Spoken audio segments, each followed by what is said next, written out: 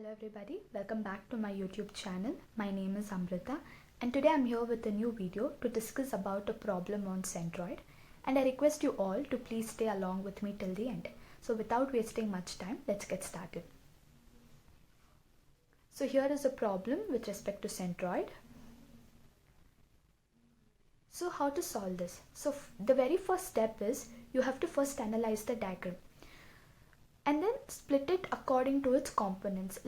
In this problem here, we are going to split it either with to a rectangle or a square, however it is convenient. For different problems, it could be different things. Either it could be a quadrant, a semicircle, rectangle, everything could be involved. So here, since we are discussing with respect to this, so here we are going to split it into either a rectangle or a square according to the dimensions. That should be your very first step. The second step is, after splitting it into components, you have to mention which one you're going to consider as the first component and which as the second, and so on and so forth. And the third step is you have to tabulate you have to make a tabular column. So first it should have a component, next it should have area that is represented by A and it has got units, that is mm square. Next you should distance of centroid from x-axis, that is represented by y, and distance of centroid from y-axis, that is represented by x. Next, moment of area about x-axis, that is ay, and moment of area along y-axis, that is ax. So this should be your tabular column, and whatever components you have split, like how much of a components you have split, you have to write it. Okay, so now here I have written 1, 2 and 3 according to the diagram, whatever I have considered.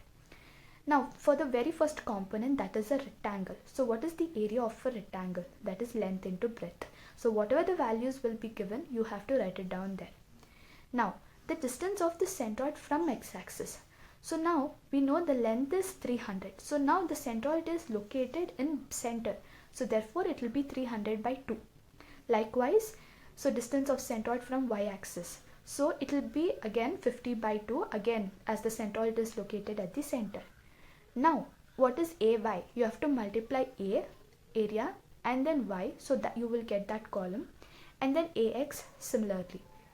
Now, the second one that I have taken is the dimensions are equal all the four sides, which means it is a square. So what is area of a square? It is A square. Therefore, 150 into 150 you have to multiply and you will get a value. Now, the distance of centroid from x-axis. So what is the distance of centroid from x-axis? Again, here the centroid is located at the center. So now it will be 150 by 2.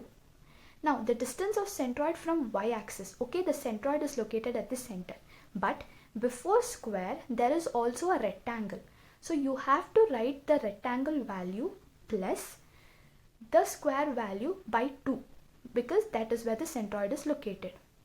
And then AY and AX similarly you have to multiply. Now the third component, again it is a rectangle, so area of rectangle is length into breadth. Now the distance of the centroid from x-axis will be 200 by 2. Now the distance of centroid from y-axis. Now before the third, that is the rectangle third one, there are another two components before, that is a rectangle and a square. So what are its distance? That is 200 plus you have to mention the value of the centroid, that is 100 by 2. So this will be your centroid distance from the y-axis. Then you have to find AY value and AX value.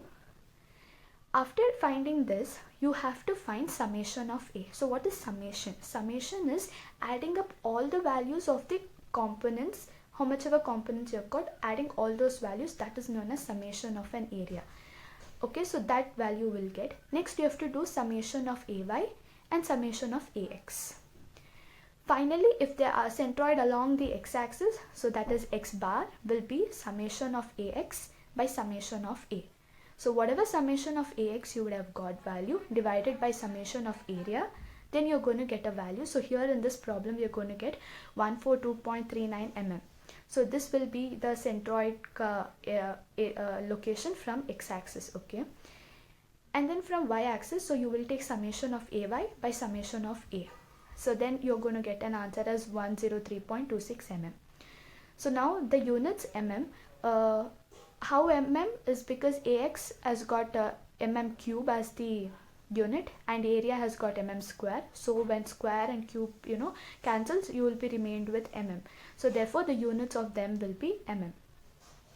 So this is how you solve this problem. Thank you. I hope everybody enjoyed the video. Please do like, share and subscribe. Until next time, see you all. Take care.